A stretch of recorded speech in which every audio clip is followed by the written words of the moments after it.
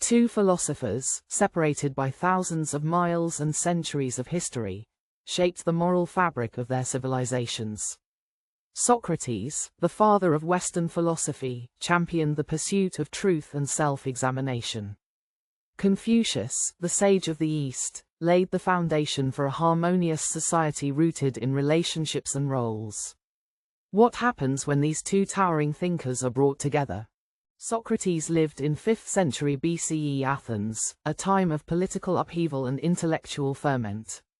Known for his method of questioning, Socrates believed in challenging assumptions to uncover deeper truths.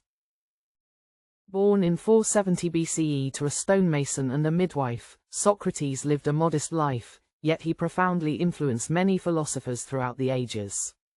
Unlike many philosophers of his time, he wrote nothing, relying instead on dialogue. Socrates pioneered a method of inquiry, called the Socratic Method, where he would ask probing questions to expose contradictions and stimulate critical thinking. For him, truth emerged through dialogue. For example, in the dialogue Euthyphro, Socrates questions whether something is good because the gods command it, or if the gods command it because it is good.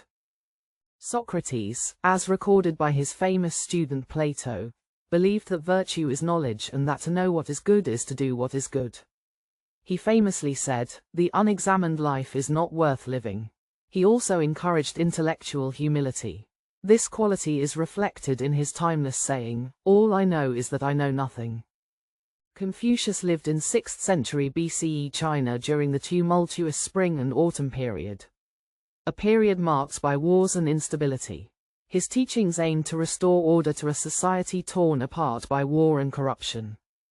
Born into a family of modest means, Confucius worked as a teacher and minor official. His ideas, recorded in the Analects, became the cornerstone of Chinese culture. For Confucius, harmony was key. He emphasized relationships and roles, ruler and subject, parent and child, husband and wife.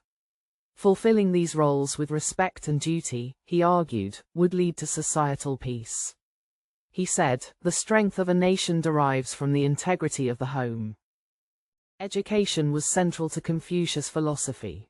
He believed in the moral development of individuals through learning and self-cultivation. His ethical teachings focused on concepts like ren, benevolence, and li, ritual propriety.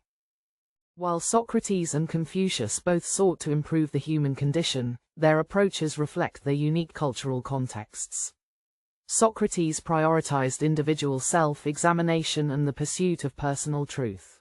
Confucius, on the other hand, emphasized fulfilling one's role within the social order.